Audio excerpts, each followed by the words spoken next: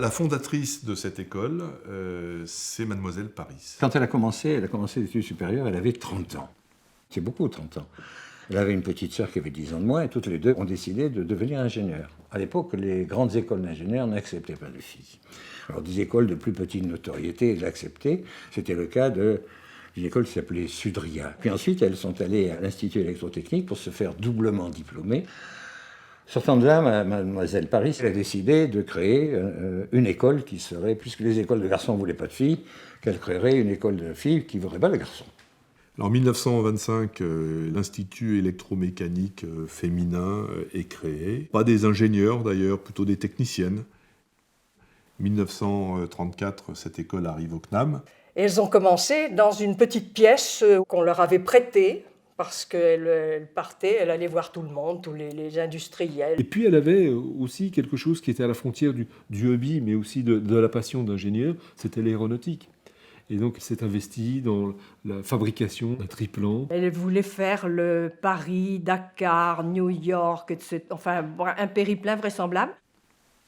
Alors, elle s'est entamée après une période de pendant 10 ans où l'école a été itinérante. C'était une école ambulatoire, en fait. On allait dans les lycées après les cours des élèves. Il n'y avait pas de labo, il n'y avait rien. On était dans une salle de classe, normale. Et quand même, cette école, et c'est là le vrai défi, elle a été l'une des premières à être reconnue par la commission d'études d'ingénieurs, qui est née en 1934, et l'habilitation a été donnée en 1938. Marie-Louise Paris, elle a sacrifié au niveau de sa vie son confort pour vivre une vie d'aventurière. Pour acheter ici, elle a vendu sa propriété personnelle, familiale. Mademoiselle Paris a été aussi précurseur pour l'installation de matériel informatique. Il n'y avait pas beaucoup d'écoles qui pouvaient dire « nous avons chez nous un ordinateur ». Finalement, elle a joué un rôle absolument déterminant dans l'économie industrielle du XXe siècle, puisque dans les années 60-65, un peu moins de 50% des femmes ingénieurs françaises sortaient de cette école. Marie-Louise Paris avait aussi une passion pour la connaissance. Elle était passionnée de transmission, de connaissances. Elle avait 80 ans quand elle a disparu. Elle était toujours à la tête de cette école. Je suis allée à l'enterrement. C'était impressionnant parce qu'on était une église pleine de filles. C'est à ce moment-là, deuxième période dans l'histoire de l'EPF, qu'un grand élan a animé les anciennes élèves, les professeurs et les industriels. Cet ensemble-là a créé une société anonyme qui s'appelle la SAIGEPA. Destinée à désintéresser la succession de Mlle Paris. Cette société donc s'est retrouvée propriétaire de l'ensemble des biens immobiliers et parallèlement une association, une société de gestion de l'école, l'AGEPF, l'Association de gestion de l'école polytechnique féminine, voilà, c'est bien ça. C'était une nouvelle phase dans l'histoire de l'EPF, c'est la direction de Colette Créder. On a embauché une femme, alors c'était un homme qui l'était avant, directeur. Et nous avons travaillé ensemble, d'une part, au passage de 4 ans à 5 ans. La norme européenne, c'était un bac+5. Nous, on n'était qu'à bac+4. Le projet était tout à fait intéressant parce que c'était des nouvelles options, à l'époque on parlait d'options, qu'il fallait monter, c'était toute la 5e année. Un autre sujet d'évolution majeure pour l'école, dans les années 87-89, il n'y avait pas d'expérience à l'international pour les élèves.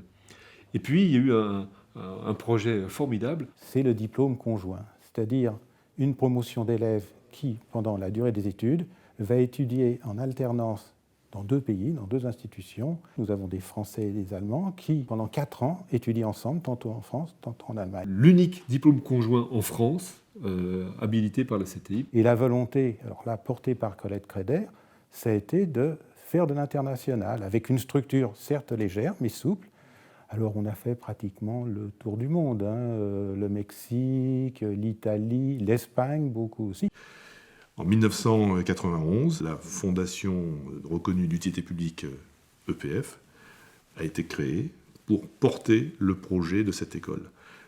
Enfin, l'un des derniers éléments du règne de Colette Créder, ça a été l'admission de garçons. On était l'un des derniers établissements en fait, à être uniquement qu'avec des femmes. Il était important économiquement et puis aussi, je dirais, sur le plan de la formation, qu'on s'ouvre à la mixité. J'ai fait partie de celles qui ont découvert la mixité en 1994 en intégrant 6 ou 8 jeunes hommes dans notre promotion de 180 jeunes filles. Et ils étaient fiers, je dirais, de pouvoir dire « je suis diplômé de l'école polytechnique féminine ». EPF, ça veut dire École Polytechnique Féminine.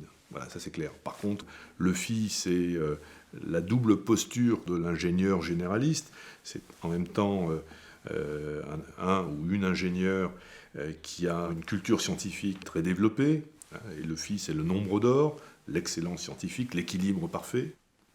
Quand je suis arrivé à la direction de l'EPF, je me suis rendu compte que à peu près 70 à 75% des élèves venaient de l'Île-de-France.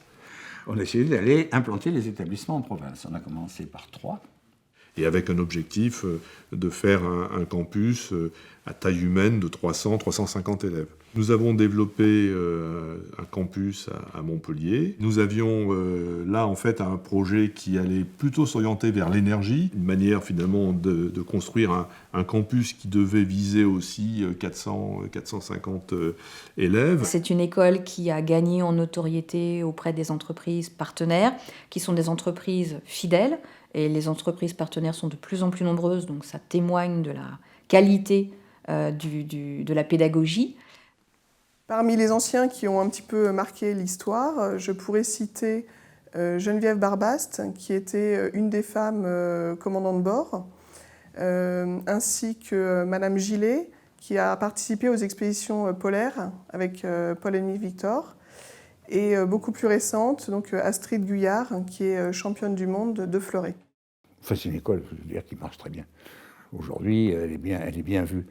Tous les élèves qui sortent de l'école arrivent à se recaser dans des délais très courts.